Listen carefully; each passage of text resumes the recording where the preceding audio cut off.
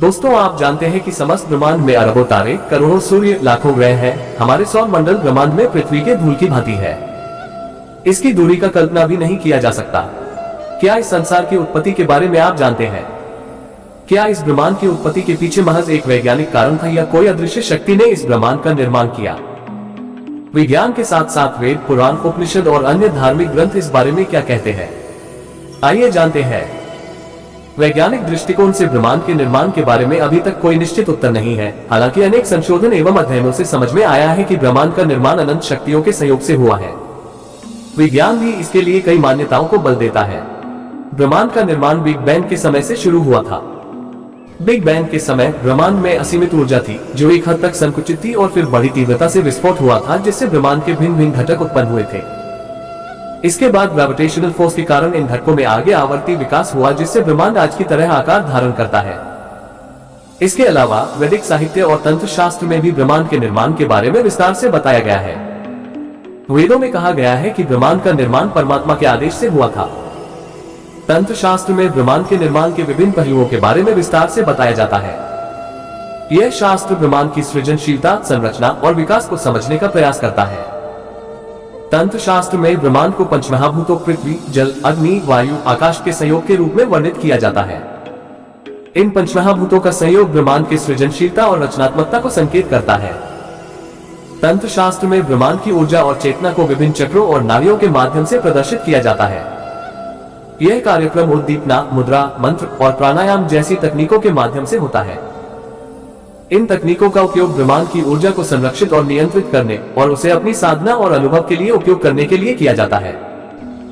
तंत्र शास्त्र में ब्रह्मांड के निर्माण के लिए भगवान शिव और देवी शक्ति की महत्वपूर्ण भूमिका बताई जाती है। इनका सहयोग ब्रह्मांड की ऊर्जा को समर्पित करने और सृष्टि के प्रक्रम को प्रवर्तित करने के लिए होता है। भगवान शिव को ब्रह्मांड के अधिकारी और संहारक के रूप में जाना जाता है, जबकि देवी शक्ति को ब्रह्मांड की शक्ति का प्रतिष्ठान करने और सृष्टि की सुरक्षा करने के लिए जाना जाता है। इसके आगे पुराणों में भी ब्रह्मांड की उत्पत्ति के बारे में विभिन्न कथाएं और महत्वपूर्ण तथ्य वर्णित किए गए हैं। ब्रह्मांड की उत्पत्ति के अनुसार ब्रह्मा, विष्णु और महेश्वर तीनों भगवान के संयोग से ब्रह्मांड की उत्पत्ति हुई है। ब्रह्मा सृष्टि के लिए जवान हुए हैं, विष्णु उसे पालन करते हैं और महेश्वर उसका संहार करते हैं। इस त्रिमूर्ति का संयोग ब्रह्मांड की उत्पत्ति और प्रलय के प्रक्रम को संचालित करता है। पुराणों में एक अन्य कथा कहती है कि ब्रह्मांड की उत्पत्ति ब्रह्मा के आविर्भाव से हुई है। ब्रह्मा ने विराट स्वरूप में अपनी दिव्य शक्ति से ब्रह्मांड को उत्पन्न किया है। इसके अनुसार ब्रह्मा सृष्टि के सृजनहारी और निर्माणकर्ता के रूप में जाना जाता है। कुछ पुराणों में ब्रह्मांड की उत्पत्ति के संबंध में हिरण्यगर्भ नामक देवता का उल्लेख होता है। हिरण्यगर्भ ब्रह्मा के आदेश पर ब्रह्मांड की उत्पत्ति को सृजनहारी शक्ति के रूप में प्रस्तुत किया जाता है। उन्हें ब्रह्मांड के प्राथमिक संरचनाकार और सृष्टिकर्ता के रूप में माना जाता है। हिरण्यगर्भ द्वारा ब्रह्मांड की सृजनशीलता, संगठन और प्रकाश का प्रवाह निर्दिष्ट किया जाता है। पुराणों में ब्रह्मांड की उत्पत्ति को अनंत काल से भी पूर्व एक अव्यक्त स्थिति में माना जाता है, जिसे प्रलय कहा जाता है। प्रलय के बाद ब्रह्मा की सृष्टि शुरू होती है और ब्रह्मांड में जीवों, प्राणियों, वनस्पतियों, ग्रहों और सितारों की उत्पत्ति होती है। पुराणों में ब्रह्मांड की उत्पत्ति का वर्णन युगों के समय से जुड़ा हुआ है। सत्ययुग, त्रेता युग, द्वापर युग और कलियुग के प्रत्येक युग में ब्रह्मांड की उत्पत्ति और प्रलय होते हैं, जिनमें सृष्टि और संहार की प्रक्रिया अलग अलग ढंग से वर्णित होती है।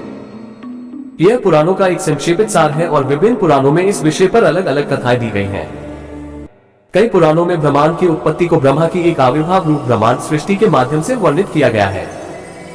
इसके अनुसार ब्रह्मा ने अपनी अद्वितीय शक्ति से विश्व की उत्पत्ति की है और उसे संचालित करते हैं।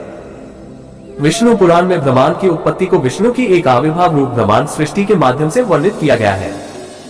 इसके अनुसार विष्णु ने अपनी आदिशक्ति से विश्व की उत्पत्ति की है और उसे संभालते हैं। शिव पुराण में ब्रह्मांड की उत्पत्ति को शिव की एक आविर्भाव रूप ब्रह्मांड सृष्टि के माध्यम से वर्णित किया गया है। इसके अनुसार शिव ने अपनी आदिशक्ति से विश्व की उत्पत्ति की है और उसे संहार करते हैं। पुराणों में यह भी वर्णित है कि ब्रह्मांड की उत्पत्ति निरंतर प्रक्रिया में है और उसका सृष्टिकर्ता, पालक और संहारक में से किसी एक को निरंतर स्थिति में माना जाता है। इन पौराणिक कथाओं के माध्यम से यह दिखाया जाता है कि ब्रह्मांड की उत्पत्ति और प्रलय निरंतर चक्रवात की तरह होती है, जो संसार की सृष्टि, स्थिति और संहार को निरंतर पुनरावृत्ति के क्रम में ले जाता है। इन पौराणिक कथाओं में ब्रह्मांड की उत्पत्ति को सामान्यतः एक व्यापक प्रक्रिया के रूप में वर्णित किया गया है, जिसमें ब्रह्मा, विष्णु और शिव जैसे देवताएं सहयोग करती हैं और सृष्टि, पालन और संहार का कार्य संचालित करती हैं। पुराणों में ब्रह्मांड की उत्पत्ति की कथाएं धार्मिक और दार्शनिक तत्वों को समझने और मनन करने के लिए हैं। इन कथाओं का प्रमाणिकता विज्ञान के आधार पर नहीं होती है, लेकिन यह विचारों, धार्मिक अनुभवों और आध्यात्मिक उद्दीपन के लिए महत्वपूर्ण है। यह पुराणों में दर्शाए गए आदिकालिक धारणाओं और संस्कृति के प्रमुख महत्वपूर्ण विषयों में से एक है। धन्यवाद।